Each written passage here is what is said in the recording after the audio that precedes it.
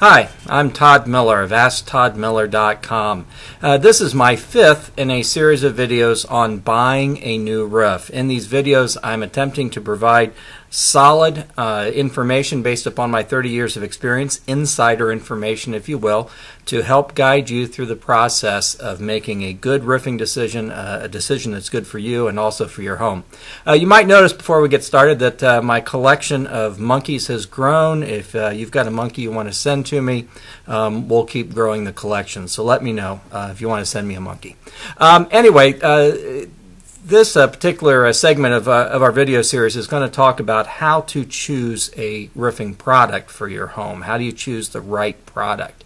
Our first couple of segments of this video series dealt with making or determining your criteria, what was important to you as you buy a new roof, and also we looked at special circumstances that maybe make your roof a little bit different than other roofs and could affect your decision on what type of roofing that you buy. Those things are very important to think about at the time that you determine what sort of material, roofing material, you're going to have installed on your roof. You want to go back to make sure that you choose a product that meets your criteria you established. You also want to make sure you buy a product that can accommodate and can work well with those special circumstances we talked about in part 2 of this video series. Now, why choose your roofing material before you choose a contractor? And I am a strong believer you want to choose your roofing material first before you choose a contractor. Let me tell you a couple of reasons. One, and I talked about this once before, the roofing industry is built a lot on recurring income. The roofing industry likes to get you, sell you a product, and be able to sell you another product in 15, 16, 17, 18 years. There's huge infrastructure out there of roofing manufacturers and roofing contractors, and they need that recurring income to support the industry. So if you, rather than choose your product first, if you just go to a contractor and say, hey, what kind of product should I use, they're probably, in a lot of cases, not all, but in a lot of cases, they're going to steer you toward a product that they know is going to bring them recurring income to have to replace that product down the road. Now, they're not necessarily doing this to deceive you. They're just doing it because that's the way the industry works.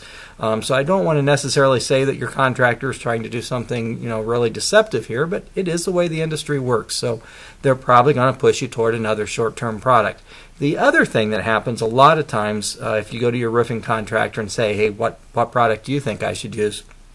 And believe me, you do want their input. I'm not saying you don't want their input, but a lot of times, they buy those products from distributors and wholesalers, and a lot of times those distributors and wholesalers may have a particular shingle on sale, or they also may have a special program going where if a contractor buys a certain number of squares of that product during the course of the year, or of that manufacturer's product during the course of the year, maybe they get sent on a trip or a cruise or something like that. So those types of things, what's on sale, what maybe builds them up some rewards points, those types of things can determine what product they suggest you put in your house. Now, I don't know about you, but I don't know if that's the way that I want it to be determined what sort of roofing material is going to be used on my home.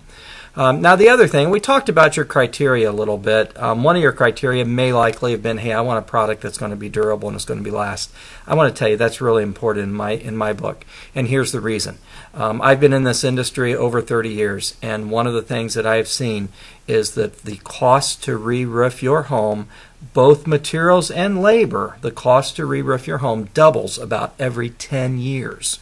That is significant. So if you buy a product today that only lasts 10 years, it's going to cost twice as much to replace it in 10 years. If you buy a product that say lasts 20 years, it's going to cost you, if I'm doing this math right, it's going to cost you 4 times as much to replace it in 20 years. And so it's very, very expensive to re-roof. It's getting more expensive all the time. One of your criteria might be to choose a product that's going to get done with once and for all, get it out of your hair for your lifetime, perhaps even for the life of your home, rather than have to go through this rapidly expanding price and cycle of re-roofing every few years. So again, if you want a different result from what you've had in the past, you've got to follow your criteria that you've determined. Now, how do you go out and research roofing materials? Because I'm saying choose your product first. How do you do that? It's a great question. The internet has changed that dramatically. Many years ago, someone interviewed me and said, hey, how will the internet ever affect the roofing industry? And I said, I don't see how it can possibly affect the industry. Boy, was I wrong. It's been terrific because the internet has created a resource for homeowners to go out and find products that maybe aren't readily available in their area, or products that perhaps, again, the industry establishment doesn't necessarily want them to know about. So you can do a lot of research on the internet. Go to manufacturers' websites, go to trade association websites. The metal roofing guys have a couple of trade associations: Metal Roofing Alliance, Metal Construction Association. The asphalt roofing guys have Asphalt Roofing Manufacturers Association. The concrete roofing guys have Concrete and Clay Tile Institute or something like that. There's a wood shake bureau, a cedar shake bureau. There are trade associations out there, and a lot of times they will give you pretty much straight, unbiased information on their products and on their industry. So that's a good place to do your research.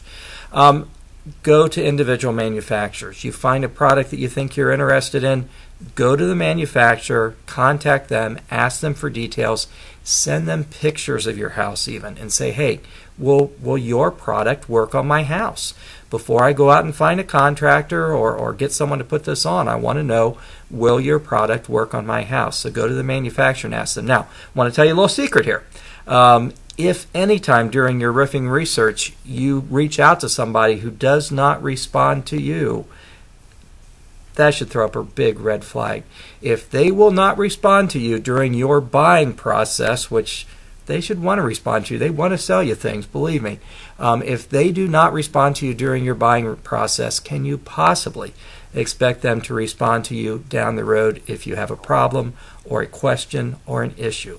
So if you do not get any response up front from a contractor or from a manufacturer or even a trade association, have that be a big red flag that if these guys aren't going to help me now, they're not going to help me later. So think real hard about that. Now, what types of roofing materials are out there that you might want to consider? Well, the most commonly used roofing material here in the United States is standard shingles called composition shingles. Used to be made with an asphalt base. Today they have a fiberglass base. These are the products that have granules. They have stones on the surface of them, and you see them all over the place. There's different styles of them. There's different thicknesses.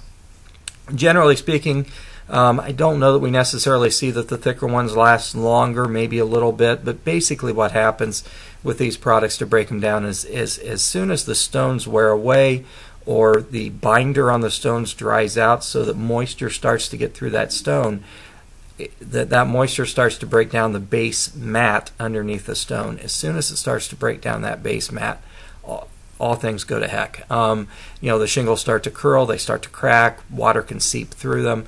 That's how these products break down. And generally speaking, and this even comes from the manufacturers and the asphalt roofing industry itself, these shingles are usually replaced on average about 17 years. Down in the southern part of the United States, I see them being replaced as short as every 5, 6, 7 years. Up in the northern climates, or I should say moderate climates, because the extreme northern climates are hard on these products as well, but more moderate climates, I might see them lasting 20, 21, 22, 23 years, something like that. I know that when I re-roofed my house, it was in that 20, 23, 24 year range, as I recall, and I live in a fairly moderate climate. No, I take that back. It was 18 years when I replaced it. So anyway, that's about how long these products last. Now you'll see that they have long warranties. They've got 40-year, 50-year, even lifetime warranties on these products. Thing to remember there, a warranty is not a claim to life expectancy on a lot of products. Now, when we buy a car, we get a 5-year warranty. We expect that car to last a lot longer than 5 years. The shingle industry, that isn't the way it works. You get these warranties, and they'll tell you very quick if you contact the manufacturer or the industry and you ask them, hey, it's a 40-year shingle. Is that how long I should expect it to last? They will say no. That is the warranted time period, and that's a contract between us and you saying that, hey, if something goes wrong within that 40 years, here's what we'll do.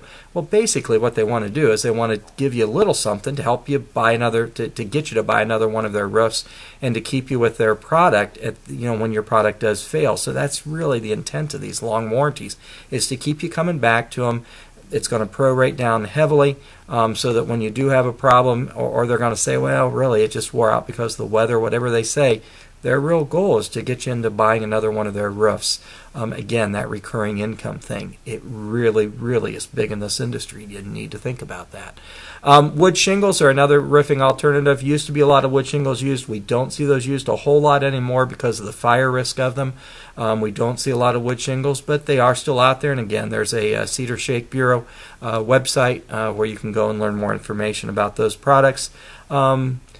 You know, they're good. They're attractive. They're very nice in terms of ventilation on your roof. I like that aspect of them.